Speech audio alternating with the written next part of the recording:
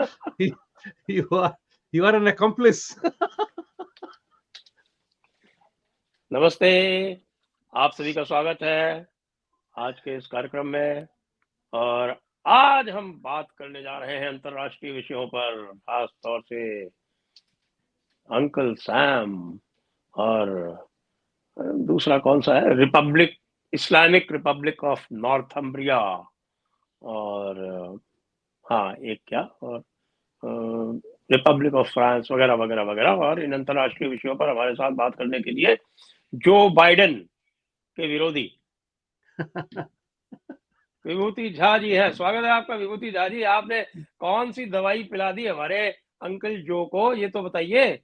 मैंने सुना है कि भाई आपने उनको बहुत बीमार कर दिया है और वो चल नहीं पा रहे हैं, बेहोश हो जा रहे हैं, और उसके बाद भी जो है वो प्रेसिडेंशियल रेस से हटने के लिए तैयार नहीं है।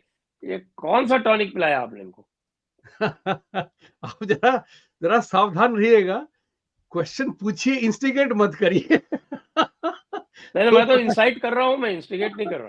पता चला कि कोई खुफिया विभाग वाले ने उनको इतनी शॉट्स दे दी कोविड वैक्सीन की कि किसी ने उस पर वीडियो बनाया हुआ है। ऐसे आप आपके दर्शकों को बताओ कि बाइडेन का डिक्लाइन जो हुआ है, जितने सारे कोविड शॉट्स उन्होंने लिए, उनके बाद में उनकी जो प्रकृति बिल्कुल बदलती गई। 5 शॉट्स लिए हैं उन्होंने, और 5 शॉट्स के बाद बाइडेन जो पहले शॉट के बाद थे वो बाइडेन अब नहीं है। अच्छा। तो जो कोविड उन्होंने दुनिया भर में फैलाया, जैसा कि लोग कहते हैं, वो बाकी तो सारा वो कौन सा है, वो गेन ऑफ फंक्शन वगैरह वगैरह। Gain of function, that's right, gain of function जो था पूरा। यार देखिए, अभी क्या है तारीख में आज की बता दूं मैं कि डिबेट के बाद जिस तरह से बाइडेन भूले भटके खोए हुए दिख रहे थे पूरे स्टेज पे, तो जहां की जो ट्रंप ने उनको ये भी कहा एक खास वक्तव्य के बाद कि मुझे तो पता नहीं कि ये क्या कह रहा है, उसे भी पता नहीं कि वो क्या कह रहा है। तो वो एक्चुअली वो था, सारे के सारे लोग उसी बात की चर्चा कर रहे हैं। यहाँ तक कि लेट नाइट कॉमेडी वाले जो हैं कह रहे हैं कि ये वीडियो तो ट्रंप बार बार अपने कैंपेन में चलाएगा। तो उसके इस डिबेट की परफॉर्मेंस की बात जो होती है कि वो कहते नहीं कि पॉलिटिक्स में 7 दिन भी बहुत लंबा होता है। तो 7 महीने तो छोड़िए, अभी अभी तो नवंबर में इलेक्शन होने वाला है, तो 5 महीने 6 महीने हैं उसके फिर भी। चार बचे हैं, जुलाई हो गया, मैं तो भूल गया था। तो 4 बचे हैं, 4 महीने बचे हैं। तो डिबेट का क्या होता है कि जब आप एक बार दोनों को साथ साथ देखते हैं तो कहते हैं कि फेमस स्टेटमेंट है, you don't get the second chance to make the first impression. उसमें जो है बाइडेन बहुत बुरी तरह मार खा गए। और एक बहुत बड़ी इंपॉर्टेंट चीज इसमें भी है कि दोनों ही के सच और झूठ जो है आंखों के सामने है। क्योंकि शायद ये पहली बार ऐसा हो रहा है कि एक बंदा लड़ रहा है जिसकी 4 साल का मुआयना आप बिल्कुल आंखों के सामने कर रहे हैं। ट्रंप का था 2016 से 20, और आप बाइडेन का मुआयना कर रहे हैं 2020 से 2023 तक, आज तक का 14 24, अभी जो 24 हो गया है। तो लोगों के सामने ये पूरी चीजें बिल्कुल प्रस्तुत हैं, देख रहे हैं। तो अगर बाइडेन ये कहता है कि तुम डिक्टेटर हो और डेमोक्रेसी खतरे में है, जो नया सुर चलाया है डेमोक्रेटिक पार्टी के कैंपेन ने कि Trump is a threat to democracy, तो भैया उसके समय में तो कोई लड़ाई भी नहीं हुई। उसने तो कोई लड़ाई नहीं की। उसके बाद एक वीडियो आया था, बड़ा इंटरेस्टिंग तो था। एक there is a black congressman जिन्होंने ये बिल्कुल वीडियो ट्वीट पे डाल दिया था उन्होंने, कि ये कहते हुए कि ट्रंप ने तालिबान को अफगानिस्तान में सीधा उनके सामने बैठ के कहा कि हमारा जो अग्रीमेंट है विड्रॉल का, ये हमारी टर्म पे होगा, तुम्हारी टर्म पे नहीं। और हमारा टर्म ये है कि अगर तुमने किसी एक भी अमेरिकन की जान ली, उसके बाल पे खतरा आया, तो मैं तुम्हारी हस्ती उतार दूंगा। उसके कहने के बाद मैं तुम्हें मार दूंगा। और उन्होंने ट्रांसलेटर को बोला कि ट्रांसलेट भी करो। तो जब वो ट्रांसलेट होके गया और उसके बाद ट्रंप उठे वहां से, ये कांग्रेसमैन का बयान है, उन्होंने पॉकेट से वीडियो की डिजिटल सैटेलाइट पिक्चर दे दी उस तालिबान लीडर को कि तुम्हारे घर के फोटो मेरे पास है। तो ये जो है, एक होता है कि withdrawal and foreign policy with strength, the other is foreign policy with weakness. या आप कर लो यार, मैं आपको ये दूंगा, वो जो ईरान के साथ डेमोक्रेटिक पार्टी कर रही है। तो ये बड़ा सा, सब ये चीजें जो हैं सबके सामने आ गई हैं। अब जैसे आज, जैसे इस हफ्ते में बिल मार जो टोटल बाइडेन सपोर्टर है, उसने अपने टॉक शो में एक क्रिस मैथ्यूज को लाया और तुलसी गैबर्ट को लाया, और तुलसी गैबर्ट ने कांग्रेस डेमोक्रेटिक पार्टी छोड़ दी है। बिल मार ने भी यही कहा कि इसको हटाओ, बाइडेन कैंडिडेट नहीं हो सकता है। उसने ये भी कहा कि डिबेट के बाद ट्रंप की रेटिंग जो थी, अप्रूवल रेटिंग 67% हो गई, 33% बाइडेन को थे, तो वो तो हार्डकोर सपोर्टर हो गए। तो ये इसने यही कहा कि हम तो उसको वोट देंगे अंधे होकर के, अपना बंदा है, लेकिन ये बंदा जीतेगा नहीं। तो ये आज जो है, इसके कारण क्या हो गया है कि बिल्कुल पैनिक हो गया है डेमोक्रेटिक पार्टी में। और there is a major inside, जो कहते हैं ना डीप स्टेट जो काम करता है, जिन्होंने ट्रम्प बाइडेन को वहां बैठाया था, उनमें बड़ी हलचल हो गई है कि रहे या ना रहे। यहां तक कि black leadership of democratic party ने तो ये कहा है कि अगर कमला हैरिस बनती है तो हम उनको सपोर्ट करेंगे, बाइडेन को सपोर्ट करना मुश्किल हो गया है। जो कहते हैं नहीं कि वो अपने आप पे कुल्हाड़ी मार रहे हैं, अपनी जान खुद ले रहे हैं। ये है डेमोक्रेटिक पार्टी की हालत। और इसमें ये हो गया है कि उन लोगों ने क्या किया है कि जैसे आप जानते हैं, हम सब इस बात को जानते हैं कि लेफ्ट लिबरल एलिटिस्ट बिलियनर्स वो कैंपेन का जो सुरसार करते हैं ना, बड़ा इंटरेस्टिंग सा होता है। अब ट्रंप पे अटैक सिर्फ दो मुद्दों पे हो रहा है, वो डिक्टेटर होगा, वो डेमोक्रेसी को खतरा है, और वो पूरे सब लोगों को जेल से सब लोगों को जेल में डालेगा। तो he is anti democratic, right? ये, और तीसरा हो गया है, चौथा ये है, इसने अभी तक 2020 के बाद एक अमेरिकन ट्रेडिशन को पाला का अनुमोदन नहीं किया है, जिसमें कि जो हारा हुआ कैंडिडेट हमेशा कहता है आई कंसीड द इलेक्शन। तो ट्रंप ने कंसीड नहीं किया है। इस बार की डिबेट में भी जब उनसे पूछा गया था, सीएनएन के लोगों ने पूछा कि will you accept the outcome of this debate of this election, he said if it is fair election I will accept it. Now उस पे भी लोग कह रहे हैं what do you mean by fair election, are you accusing the 2020 वाला fair नहीं था? तो ये सब बातें जो हैं बड़ी ऊपरी हुई हैं। बाइडेन ने कह दिया है कि हम नहीं निकलने वाले हैं इस इलेक्शन से। उसको गवर्नर में भी डिस्प्यूट है, डेमोक्रेटिक गवर्नर में। तो आज कि कौन सपोर्ट करे कौन ना सपोर्ट करे, कमला हैरिस अपने बीच में अटकी हुई है कि उसके साथ सबसे बड़ी बात है कि first woman, black woman vice president. So ये सब जो है उनके साथ है, लेकिन उनकी जो अपनी परफॉर्मेंस इतनी भयानक रही है कि उनसे सब डरते हैं कि वो आ गई तो हारेगी निश्चित। तो ये जो है, तो उसमें ये हो गया है, कमाला आंटी जो है वो कमाल कर रही है। ये क्या फिगर आउट कर लिया है कि वो ब्लैक है या ब्राउन है? हाँ, वो फिगर हो गया है उसकी। तो वो तो शुरुआत से ही फिगर आउट कर चुकी है। उनके मन में हमेशा से ये रहा है कि I am a black, I am a Christian and I am an American. उसको जो इंडो अमेरिकन वाला जो टच है, ब्राउन वाला का जो, वो इंसिडेंटल है साहब, वो इंसिडेंटल है because parents were Indian, that simple as that. But for all practical purposes जो कहते हैं कि वो तो बिल्कुल अमेरिकन है, काली है, और उसी वोट पे जाती है क्योंकि उनको ये पता है कि इंडियन वोट से उनको इलेक्शन नहीं जीतेंगी, वो ब्लैक वोट से इंडियन इलेक्शन जीतेंगी। वहीं पे उनका खुट्टा गड़ा हुआ है। तो लेट्स, हम इंडियंस को इस बात पे जरा सा वो अतिमुग्ध नहीं होना चाहिए कि वो अपनी है। नहीं, अपनी नहीं है, कमला जी अपनी नहीं है। तो कमला जी अपनी नहीं है, तो इसलिए है सही कि है। ये बहुत बहुत ही इंपॉर्टेंट सा है इलेक्शन। ट्रंप को हराने के लिए जो कहते हमने आपने हमने चर्चा की है, they will do whatever it takes. मुझे ये बताइए कि ये जो तथाकथित आपका एस्टैब्लिशमेंट है, या कोई लोग उसको डीप स्टेट कह देते हैं या कुछ भी कह देते हैं, by whatever name it is called, इसको इतनी अकल नहीं है कि किसको ये अपना लीडर चुने? आपने $1 मिलियन वाला सवाल पूछा है साहब, और वो सवाल जो है, ये जो असलियत होती है, that proves my theory.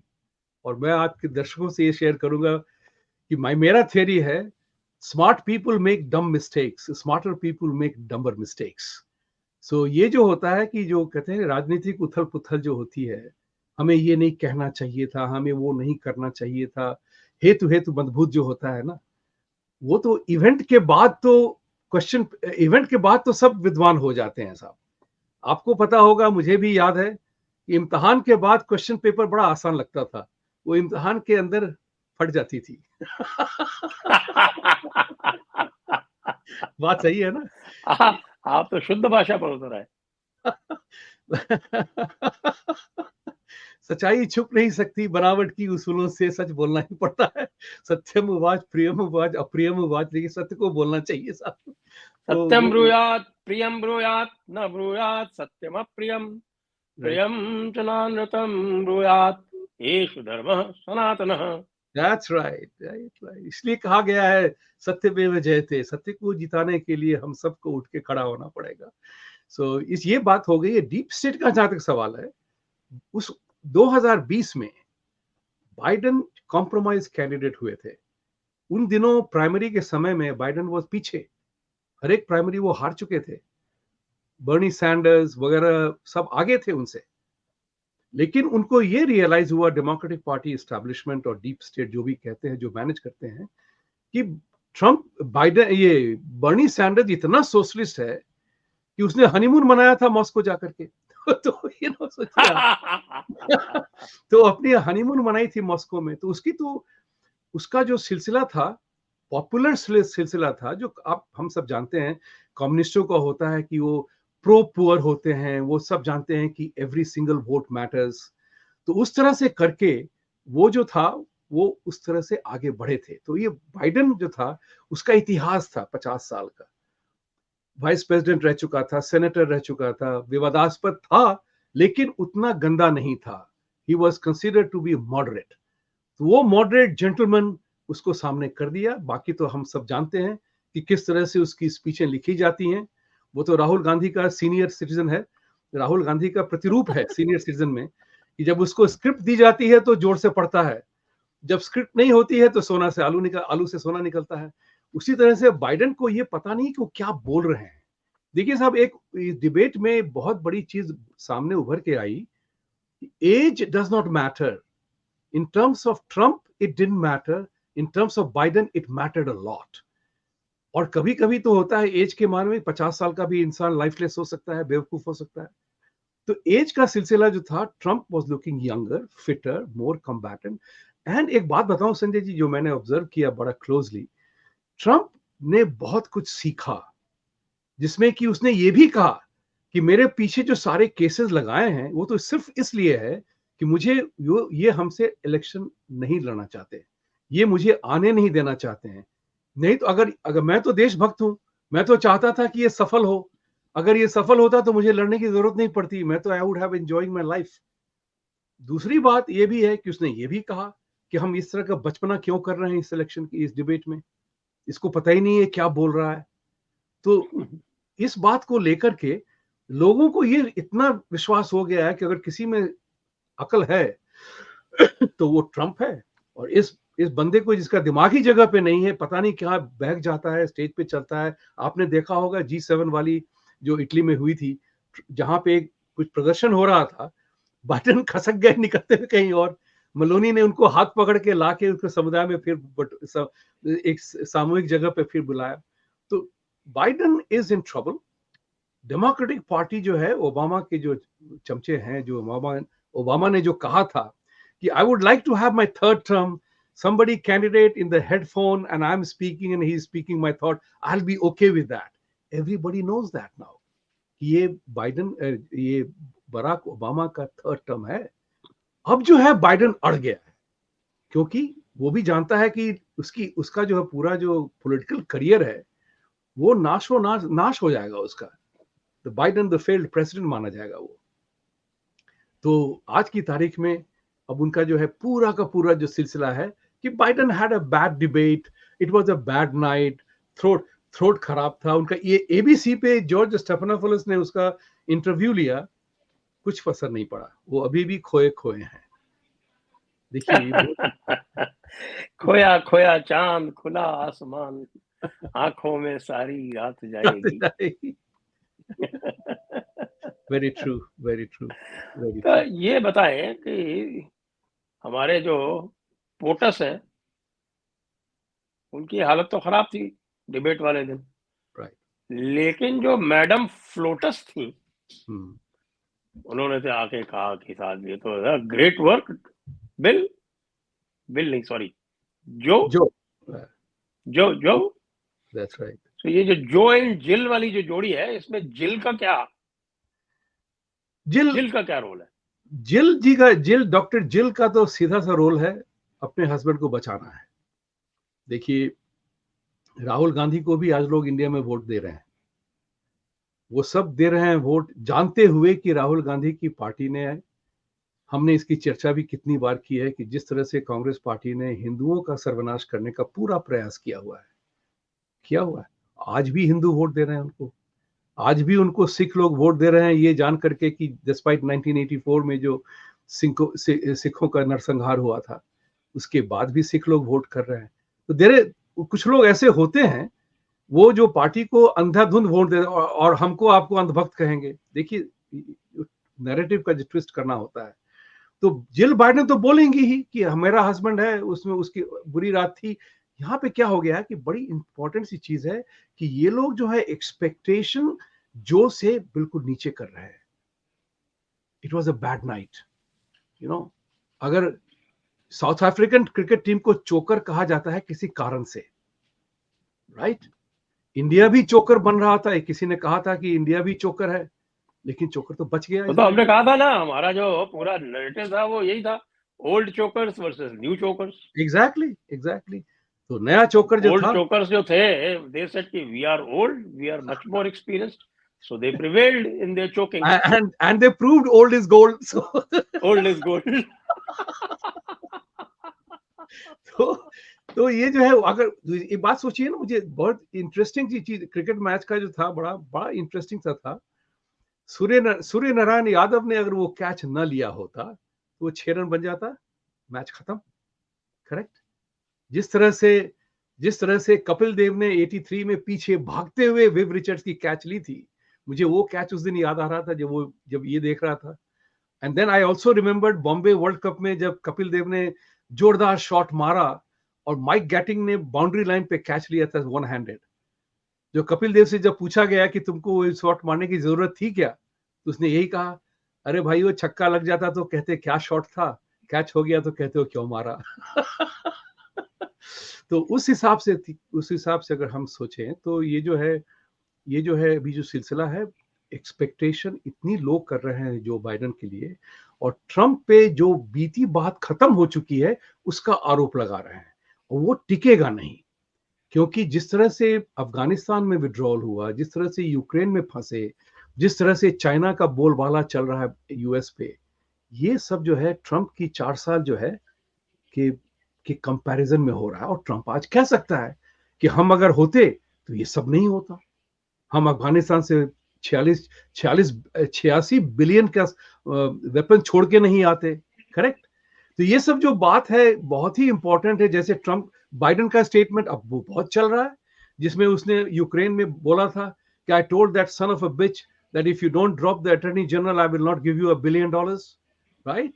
This is what has caught on to people. भाई सच्चाई तो वो है, ट्रंप ने तो कोई लड़ाई भी नहीं की, हालांकि इकोनॉमी बहुत अच्छी चल रही थी। तो ये सारा जो खेल है, एक बात और बता दूं, प्राइस राइज का जहां तक सवाल है, मैंने उसको ट्वीट भी किया था। पटेल ब्रदर्स में मैं साबुदाना खिचड़ी लेने गया था, ओके। जी। इतने इतने बड़े डब्बे में $6 देते थे, अब वो डब्बा आधा हो गया है। दैट इज कॉल्ड अच्छा, बाइडेनफ्लेशन, श्रिंकफ्लेशन, बाइडेनफ्लेशन। हर जगह प्राइसेस इतनी बढ़ गई हैं कि आप पूछ नहीं सकते। तो इसका सिलसिला जो है एक और भी, सारा मुआयना अब बड़ा सीरियसली हो रहा है, क्योंकि पॉलिसी मैटर्स पे, एजेंडा पे, आइडियोलॉजी, मिलिट्री, इकोनॉमी, इन सब मामलों पे लोग अब देख रहे हैं। इतना कमजोर अमेरिका कभी नहीं हुआ था। आपको, हम लोग डी डॉलराइजेशन की बहुत बात करते हैं कि सऊदी अरेबिया ने डॉलर से लिंक हटा दिया, लेकिन अमेरिकन मीडिया में उसकी चर्चा बिल्कुल नहीं है। आए गए छोटे मोटे इधर उधर जीरो हेज पे और कभी कभी कहीं चर्चा हो जाएगी, but nobody is talking about it, no politician is talking about it, those who talk about it उनको मीडिया कवर नहीं करती है। तो फिर असली गोदी मीडिया कौन सा है? अब मुझे ये कहने की जरूरत भी नहीं है। हम सब मतलब जानते हैं। यूएस से बड़ा गोदी मीडिया तो मैंने देखा ही नहीं आज तक। ना, बिल्कुल नहीं है। आपको याद होगा समटाइम्स वो कहते नहीं है कि some comments made by somebody is relevant. हम और आप जानते हैं इस बात को कि जिस तरह से मीडिया पे वर्चस्व लगाया हुआ है वेस्टर्न नेशंस ने, आपकी हमारी बात कोई सुनेगा ही नहीं, हमारी आपकी बात कोई दोबारा आगे बढ़ाएगा ही नहीं। हम पे आप पे यूट्यूब अंकुश मारेंगे, हमारे आप पे लोग झूठा आरोप लगा के कि ये लोग एंटी ये हैं, हमारी फ्रीडम ऑफ स्पीच गई। तो मैं तो आज दूसरी बात ये भी कह रहा हूं कि जो मैंने कहा है, और मैं आपसे भी चाहूंगा आपके विचार जानना इस पे, कि जो डेमोक्रेसी की सबसे बड़ी स्ट्रेंथ है फ्रीडम, सबसे बड़ी स्ट्रेंथ है freedom, right? Freedom of speech, freedom of this, freedom of that, freedom of that, everything else. लेकिन जो हमारे जो दुश्मन हैं, वो वही इसी फ्रीडम को डेमोक्रेसी की फॉल्ट लाइन बना करके उसका दुरुपयोग कर रहे हैं। ये बहुत बड़ी इंपॉर्टेंट चीज है। आप पे हम पे, that we are pro this और एंटी दैट, हम पे कोई भी आरोप लगा के कंप्लेन कर देंगे, एफआईआर फाइल कर देंगे, लेकिन हम नहीं करते हैं। This is what is very big challenge. हम नहीं करते हैं क्योंकि हम उसको फ्रीडम ऑफ स्पीच मान के चलते हैं, वो अपनी फ्रीडम ऑफ स्पीच मान के हमको फोबिक बना देते हैं। तो इन सब चीजों का जो है हम लोग को ख्याल रखना पड़ेगा कि कब स्क्रू टाइट की जाए, वो देखना पड़ेगा। You can't afford to win the match by dropping catches, you know. ये बताएं कि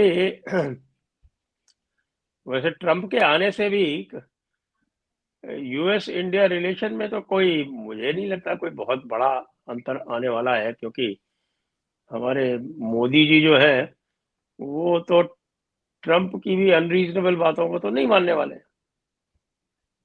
वो तो सही है, वो मैं इस बात को पूरा मानता हूं, मानना भी नहीं चाहिए। अगर कोई आप पे अनरीजनेबल डिमांड और आपकी आपसे आपके ऊपर अनरीजनेबल बात थोपता है, तो आपको रिजेक्ट करना चाहिए। वहां तो मैं सहमत हूं, बिल्कुल सहमत हूं। लेकिन मेरा विचार ये है कि जिस तरह से ट्रंप के लिए आज बहुत सारे इंडियन अमेरिकन पीछे लगे हुए हैं, क्योंकि वो उन्होंने देख लिया है कि बाइडेन और डेमोक्रेटिक पार्टी रूल में जितना हिंदुओं को यहाँ पे टेकन फॉर ग्रांटेड किया गया है, उतना इस बात का एहसास सबों को हो गया। आप बताइए, रो खन्ना कांग्रेसमैन जिसने इस्लामोफोबिया बिल पर साइन किया था, वो आज हिंदू फोबिया बिल पे साइन नहीं कर रहा है।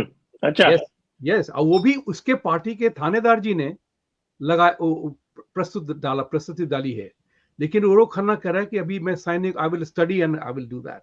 तो लोगों ने उसको ये भी कहा, कैलिफोर्निया में लोगों ने ये कहा है उसके, इस्लामोफोबिया बिल तो तुमने 2 दिन में साइन कर दिया था, इल्हान उमर की, और इसको तुम अभी तक स्टडी नहीं कर पा रहे हो। तो लोगों को पता चला कि ये जो है, इसको डेमोक्रेटिक पार्टी का लियाजो ऑफिसर बना करके मिशिगन में भेजा है कि मिशिगन अच्छा। में, हाँ, मिशिगन में बहुत ही डर है डेमोक्रेटिक पार्टी को, जहां पे लोगों ने कहा है कि अगर आप प्रो पैलेस्टाइन नहीं हुए तो हाँ। हम जो है आपको वोट नहीं देंगे। उन्होंने ओपनली कह दिया है। Michigan Muslim organization, in a very nice, sophisticated manner, that gentleman spoke, saying that Mr. Biden, we have the money and we have the votes, and we will not vote for you until you change your Israel policy and Palestine policy. तो वहां पे रो Khanna interlocutor बन के गया हुआ है अभी। तो पिछले इलेक्शन में एक बार और बता दूं कि एक इंडियन अमेरिकन है जिन्होंने $7-8 मिलियन रेज किए थे बाइडेन के लिए। और मिशिगन जो डेमोक्रेटिक पार्टी की जो मैप होती है, जो बनाते हैं ना, तो उसमें उन्होंने कहा था कि इंडिया का मैप और दिखाया जाए वगैरह। तो ब्लिंकन ने उन दिनों सलाहकार थे बाइडेन के, कहा था कि do you want the president to lose, do you want Joe to lose election in Michigan? And Indians back down. Think about it, Indians Americans back down, Indian American Democrats back down. अब जो है, even Democrat Indians जो लेकिन है, जी, हाँ, कह रहे थे, पूछ रहे थे आप कुछ। तो मैं ये कह रहा था कि जो अमेरिका बहादुर की जो स्थिति है और जो अमेरिका बहादुर की जो इकोनॉमिक स्थिति है, उसने काम तो अमेरिका बहादुर ने खुद में किया है। That's right. आपने जो आपका बिगेस्ट रेवेन्यू सोर्स था शेल ऑयल, उस पर क्लैंप डाउन कर दिया। करेक्ट। उसके बाद में जो आपने, आपके दोस्त थे यूरोप वाले, आपने रशिया पे सैंक्शंस लगा के उनकी ऐसी तैसी कर दी, करेक्ट, फिर बाद में आपने यूक्रेन से वॉर शुरू कर दिया, उसमें यूरोप की फर्दर ऐसी तैसी हो गई। रिजल्ट ये है कि आज पूरा का पूरा यूरोप जो है वो राइट विंग के साथ में बैठा हुआ है। That's right, other than UK other than Other UK, than UK, which has always been at loggerheads with Europe, yes so it is yes, going in the other direction. Other direction, यार आप बिल्कुल सच कर रहे हैं कि ये जो है अमेरिका की जो पॉलिसी थी, वो कहते नहीं कि कभी कभी आपका कैलकुलेशन गलत हो जाता है, वो कैलकुलेशन अमेरिका का गलत हो गया। जिस तरह से जो बाइडेन ने और डेमोक्रेटिक पार्टी ने सारी ट्रंप पॉलिसीज को रिवर्स कर दी, उस पे अपने पांव पे कुल्हाड़ी मार ली। ये सबको पता है। आप जो बाइडेन झूठ कह दें कि he inherited 9% inflation, reality was it was 1.9%, not 9%। तो लोगों को अब हाथ कंगन को आरसी क्या दिख रहा है। आप जो भी कहें, थैंक्स टू टेक्नोलॉजी अब हम जो है चर्चा कर सकते हैं, बातें बहुत जल्दी फैलती हैं, सच्चाई बहुत जल्दी सामने आ जाती है। तो अगर जिस आपकी सारी पॉलिसीज जो थी आपने रिवर्स किया, उसका बुरा असर इकोनॉमी पे पड़ा। एनर्जी प्राइसेस, सैंक्शन का तो हमने बात की है कि हम तो सैंक्शन पे इस बात को मानते हैं कि लोगों को ये मन में एहसास हो गया कि अगर डॉलर में हम फंड रखेंगे तो अमेरिका कभी भी हमारी तालाबंदी कर सकता है। ये किसी को स्वीकार नहीं था, अब स्वीकार नहीं है। और जबकि आपकी अपनी आर्थिक स्थिति, पॉलिटिकल स्थिति इतनी कमजोर हो गई है, तब आप हम पे तानाशाही नहीं कर सकते हैं डेमोक्रेसी के नाम पे। तो लोग अब ऑल्टरनेट ढूंढने लगे। सऊदी अरेबिया ने भी ऑल्टरनेट ढूंढ लिया जब देखा उसने कि जिस तरह से बाइडेन और ओबामा ईरान की तरफ भाग रहे थे। वो मैं चाहता हूं कि ये भी पता करे कि वो उसका पर्पस क्या था। इस तरह से आपने एक स्थापित रिलेशनशिप को तोड़ करके या उसको चैलेंज करके आप ईरान की तरफ गए, क्यों गए? ईरान ने तो आज भी वो कह रहा है डेथ टू अमेरिका। तो लोग अब ये जानने लगे हैं साहब कि भाई जो आदमी कह रहा है कि किल अमेरिका, आप उसको इतनी शह क्यों दे रहे हैं? जिस पैलेस्टीनियन स्टूडेंट्स ने यहाँ पे आकर के जिस तरह से वो छाए हुए हैं, वो सब आंखों के सामने आ गया है। तो एक कहता नहीं है कि मैं तो हमेशा कहता हूं कि फिजिक्स का थर्ड लॉ ऑफ मोशन भी वोक हो गया था थोड़े समय तक, जो कि what was not operating in its fullest extent. तो वो अब ऑपरेट होने लगा। अब जो है लोगों में अब ये होने लगा कि भाई ये तो गलत बात है। किसी को भी पसंद नहीं है अदर देन वोकी स्टूडेंट्स, जिनको ये पता नहीं है कि सच्चाई क्या है। जब वो लोग डिनाई करते हैं कि 7 अक्टूबर हुआ भी था, इससे अगर कोई इंडिया में कोई हिंदू ये कहे कि 26/11 तो इंडिया का किया हुआ था, जैसे कांग्रेस पार्टी ने कहा था सैफरन टेरर के नाम पे, तो उस हिसाब से अगर देखें तो बहुत सी चीजें सामने आ गई हैं। यहां तक एक बात बताता हूं, यहां तक right wing military professionals were prevented from going and enlisting for Biden's inauguration because they were right wingers. उनको बोला गया था कि because of your political belief we don't think you are good enough और safe enough for the president elect. सोचिए, तो ये जो वो की प्रवृत्ति घुस गई थी अमेरिकन आर्मी में, इसके खिलाफ भी बहुत चल रहा है। Even military is talking about, so military is welcoming Trump saying that I will fire somebody. And by the way this is very important, America में तो फायर और हायर का कल्चर है। तो ट्रंप ने पूछा बाइडेन से कि तुम्हारी इतनी सारी फेल्ड पॉलिसीज के कारण के बावजूद तुमने किसी को फायर नहीं किया है। ये लोगों के मन में अटक गया, क्योंकि आज सदर्न बॉर्डर पे जो जिस तरह से इमिग्रेशन चल रहा है, जैसे हम भी इंडिया में भी लोग भुगत रहे हैं अनमिटिगेटेड इमिग्रेशन के नाम पे, तो आप इस बात को मानिए कि इससे सब रिलेट कर रहे हैं। इवन लैटिनोज आर अनहैप्पी, क्योंकि उनको उनकी बदनामी हो रही है ना। जितने सारे क्राइम्स हो रहे हैं, मर्डर हो रहे हैं यहाँ पे, उसके कारण जो है लैटिनोज को बुरा नाम मिल रहा है। Every even citizen Latino is looked at suspicion. जिस तरह से अगर मैं पगड़ी पहन के सरदार की तरफ चलूं और या मुल्ला का ड्रेस पहन के चलूं तो एवरीबॉडी इज अ सस्पेक्ट। तो अब जो है लैटिनोज को बहुत नाराजगी हो गई है और ब्लैक्स को बहुत नाराजगी हो गई है, क्योंकि उनकी जॉब्स जा रही हैं। तो तो it's a very serious issue in America right now on the simple voting pattern. सारे के सारे क्लोज जो है ना, वो कहते नहीं है कि क्लोज इलेक्शन जिस स्टेट में 5-6 इलेक्शन में है होने हैं, सारे के सारे ट्रंप 5 पॉइंट से अबव हैं। नेशनल पे Trump is above by 6 to 8 points.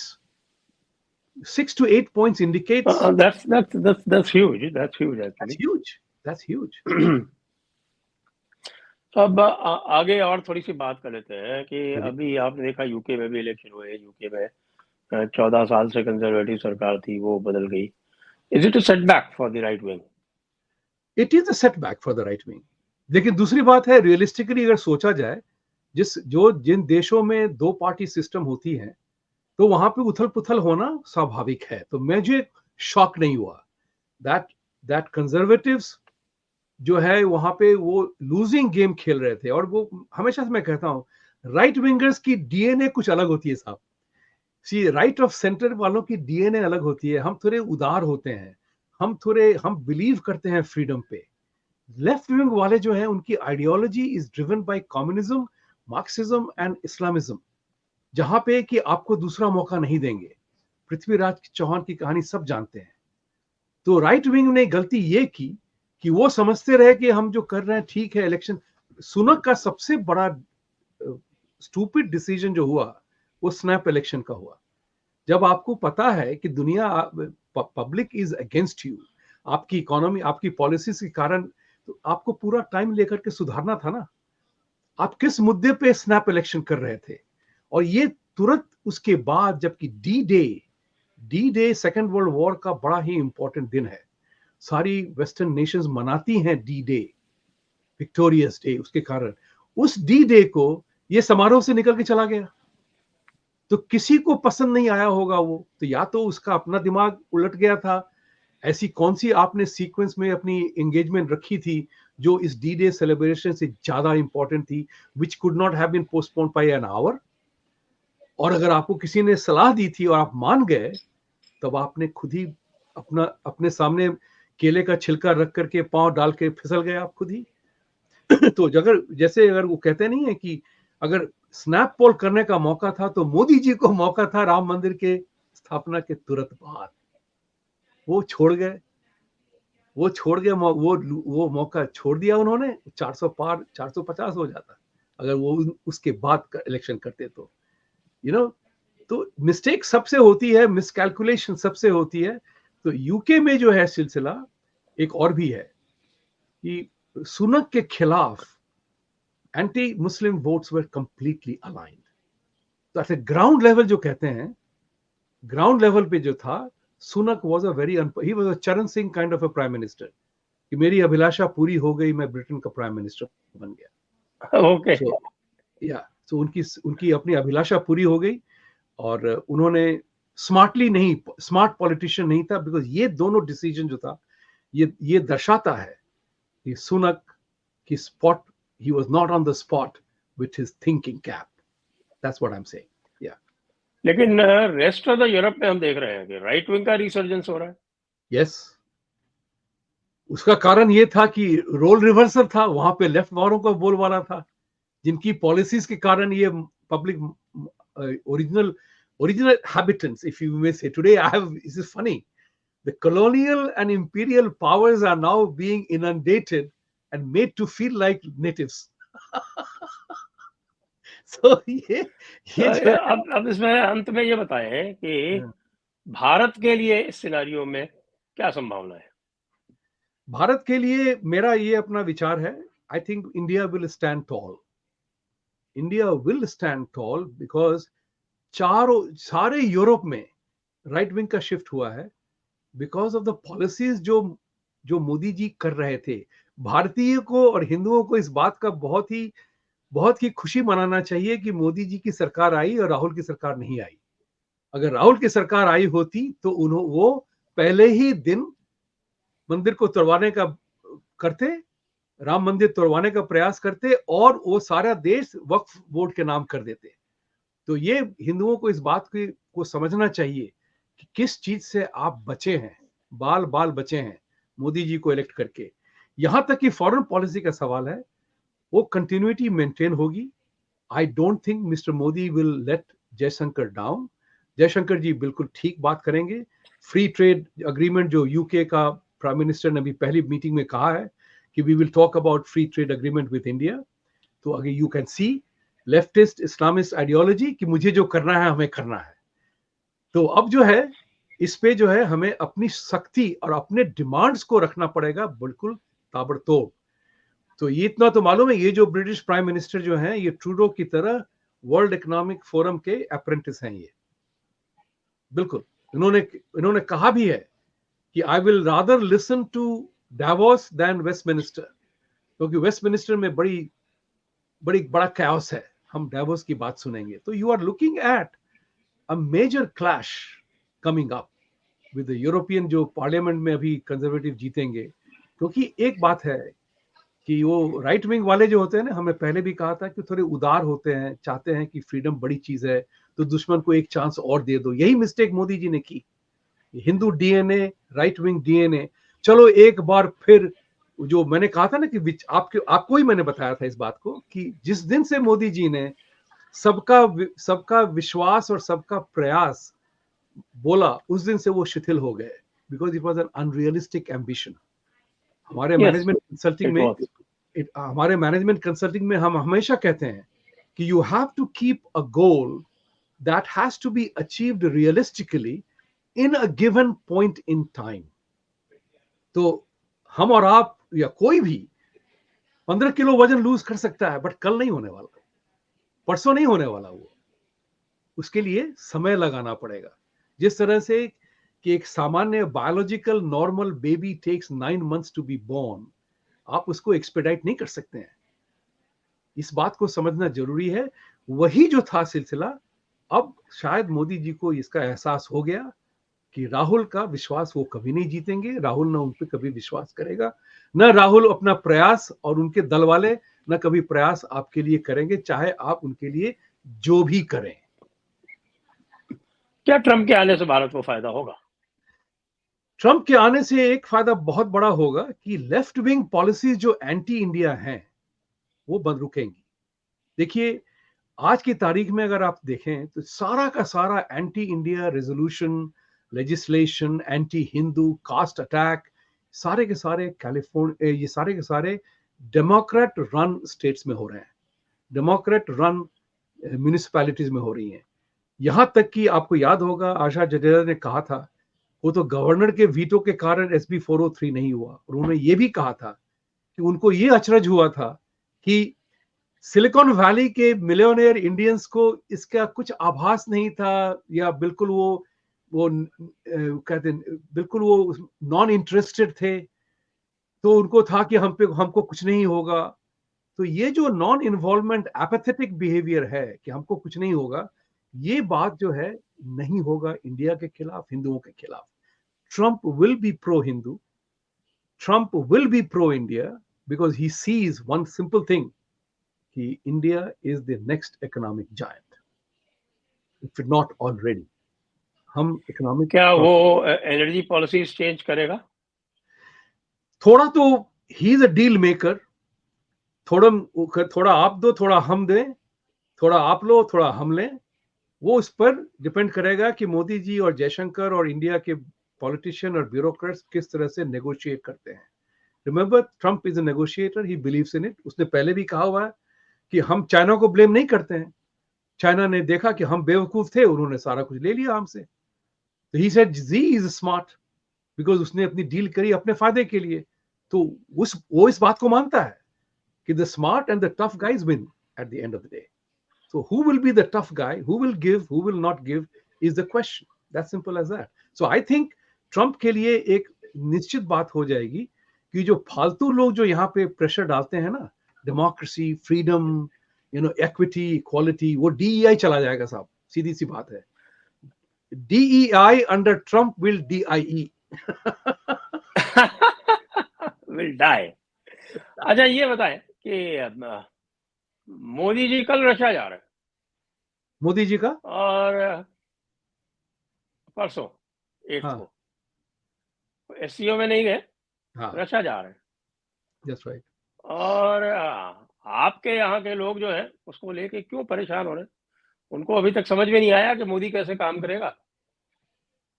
उनको समझ में आता है, बिल्कुल समझ में आता है। तभी तो इसी एडमिनिस्ट्रेशन ने ये भी कहा था, जब मोदी जी ने अपनी यूक्रेन पॉलिसी सामने रखी थी कि this is not an era of war, तो लोगों ने माना उनकी बात को। आज की तारीख में अगर देखें तो हालांकि इवन जो मोदी जी जीते हैं, यूरोप तो पूरा एक्सेप्ट करता है मोदी को, क्योंकि उनके पास तो कोलिशन सरकारें ही बनती है ना हर जगह। तो वो तो एक्सेप्ट करते हैं कि Modi has one the prime ministership as a leader of the coalition. That his party did not get the adequate number of votes, that's an immaterial matter. उनके लिए ये बात इंपॉर्टेंट है कि मोदी वन, मोदी से डील करना है। इसमें ये बात होती है कि नहीं, सवाल फिर से पूछिएगा, उतर गया मेरे दिमाग से कि नहीं, मैं कह रहा हूँ कि भाई हाँ, जो अमेरिकन जो हैं इस बात को मानते हैं कि मोदी से डील करना है, हमें अपना प्रेशर करना पड़ेगा। वो अपना प्रेशर वो डालते रहेंगे। आप कब झुक जाएं, कब नम्र हो जाएं, कब ये कह दें कि चलो जाने भी दो यारो, कभी ना कभी तो आता है वो। कोई तो किसी न किसी को तो नेगोशिएशन में रिलेंट करना पड़ता है ना। तो कब शायद मोदी मान जाए, हु नोस, यू नो, कभी वो एग्रीमेंट साइन कर ही दे नशे में, धतूरे के नशे में, हु नोस। तो ये कहते हैं कि high hopes, high hopes, exactly. तो ये अमेरिका को अपना विश्वास है। देखिए, हम इस बात को मानते हैं कि जब आप क्रिकेट के मैदान में, फुटबॉल के मैदान में या युद्ध में उतरते हैं, तो आपका दुश्मन आपको हराना चाहता है, निश्चित बात है, किसी न किसी तरह से। बस आपको अपना खेल खेलना है, देखिए हम हारे नहीं, सीधी सी बात है। कैच ले लेंगे, आप जीत जाएंगे, कैच ड्रॉप करेंगे, आप हार जाएंगे। तो अमेरिका अपना प्रेशर डालेगा। on that note, yes, we can wind up today's discussion. आज की चर्चा को अब हम यहीं विराम देंगे। दर्शकों का बहुत बहुत धन्यवाद। विभूति जी, आपका बहुत बहुत धन्यवाद। जय हिंद, जय भारत, वंदे मातरम। जय हिंद, जय वंदे मातरम, जय भारत।